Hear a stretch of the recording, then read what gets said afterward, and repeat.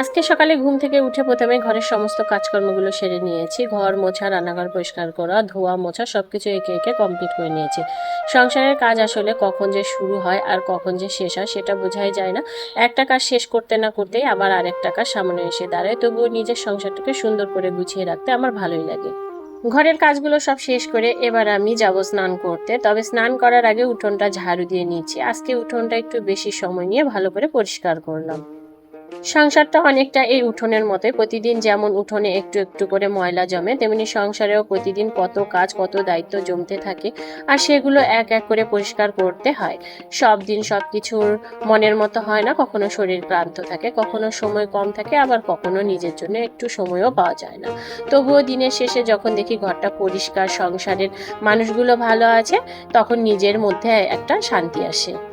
যাই হোক, উঠোন ঝাড়ু দেওয়া তো আমার শেষ হয়ে গেছে। আজকে আবার ছিল মনসা পুজো, তাই উঠোনের কাজ শেষ করে এবার স্নান করে নিলাম। স্নান করে ভেজা কাপড়েই পুজো দিতে হয়, এটা আমার শ্বশুরবাড়ির নিয়ম। তাই স্নান করে আর দেরি না করে চলে আসলাম পুকুর পাড়ে। পুকুর পাড়ে এসে সুন্দর করে মনসা পুজোটা সেরে নিলাম।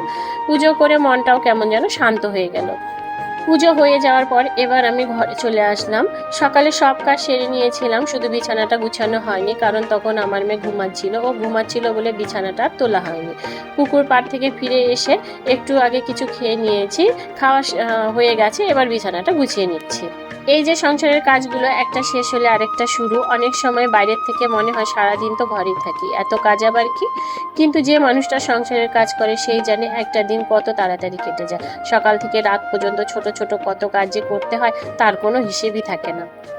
তবে এই কাজগুলোর মধ্যে একটা আলাদা আনন্দ আছে। নিজের ঘরটা নিজের হাতে গুছিয়ে রাখা, পরিবারের জন্য রান্না করা, সবাইকে নিজের হাতে খাওয়ানো, এসবের মধ্যেই তো সংসারের সুখ লুকিয়ে থাকে। বিছানাটা গুছিয়ে নেওয়া হয়ে গেলে এবার সকালে স্নানের সময় যে জামা কাপড়গুলো ধুয়েছিলাম সেগুলো মেলা হয়নি, কারণ পুজো দিতে যাওয়ার জন্য তাড়াহুড়ো ছিল। আর ভেজা কাপড়ে পুজো দিতে যেতে হয়, তাই জামা কাপড়গুলো বাথরুমে রেখে দিয়েছিলাম। এবার সেই জামা কাপড়গুলো নিয়ে এসে উঠোনে সুন্দর করে মেলে দিচ্ছি। সংসারে এই জামা কাপড় কাচা, মেলা, শুকিয়ে গেলে আবার গুছিয়ে রাখা, এই কাজগুলো প্রতিদিনই করতে হয়। দেখতে ছোট কাজ মনে হলেও একটা বাড়িতে এগুলোরও কিন্তু অনেকটা সময় নেয়। আর সংসারে কাজ কখনো একা আসে না, একটা কাজ করতে করতে আর একটা কাজ মনে পড়ে যায়। তবুও সবকিছু মিলিয়েই তো আমাদের প্রতিদিনের জীবন। ব্যস্ততার মধ্যেও নিজের মতো করে এই সময়গুলো উপভোগ করার চেষ্টা করি। জামা কাপড় মেলা হয়ে গেল, এবার দুপুরে রান্না করতে চলে আসলাম। আজকে মনসা পুজো করতে করতে বেশ অনেকটা লেট হয়ে গেছে, তাই এখন আর বেশি দেরি করলে চলবে না। আজকে মনসা পুজোর জন্য আমাদের শ্বশুর বাড়িতে নিয়ম অনুযায়ী শাপলা খেতে হয়, তাই সকালবেলা বাজার থেকে বর শাপলা নিয়ে এসেছে। আজকে আমার হাতে সময় একদমই কম ছিল, তাই আমার মেয়ে সুন্দর করে শাপলাগুলো বেছে দিয়েছে। মেয়ে যখন এভাবে মায়ের কাজে একটু হাত লাগিয়ে দেয় তখন সত্যিই ভালো লাগে। সংসারের কাজটা তখন অনেকটাই সহজ হয়ে যায়। আজকে রান্নায় করব শাপলা, ইলিশ মাছ শুষে দিয়ে, আর মেয়ের জন্য কাতলা মাছ ভাজি। আজকে পুজোর জন্য সময়টা একটু এদিক ওদিক হয়ে গেলেও রান্না বান্না তো করতেই হবে, তাই তাড়াতাড়ি রান্নার কাজে লেগে গেলাম। রান্না বান্না শেষ করে যে কয়েকটা বাসন ছিল সেগুলো ধুয়ে পরিষ্কার করে নিলাম। তারপর রান্নাঘরটাও ভালো করে পরিষ্কার করে নিলাম। রান্নাঘর পরিষ্কার হয়ে গেলে মনে হয় দিনের একটা বড় কাজ শেষ হলো। সব কাজকর্ম শেষ করে এবার বিকেলবেলা একটু রিল বানাতে চলে এসেছিলাম। সারাদিনের এত ব্যস্ততার পরও এই সময়টুকু নিজের জন্য রাখতে ভালোই লাগে। তো এই ছিল আজকের আমার সারাদিনের গল্প। মনসা পুজো, সংসারের কাজ, রান্নাবান্না সব মিলিয়ে আজকের দিনটাও বেশ ব্যস্ততার মধ্যেই কেটে গেল।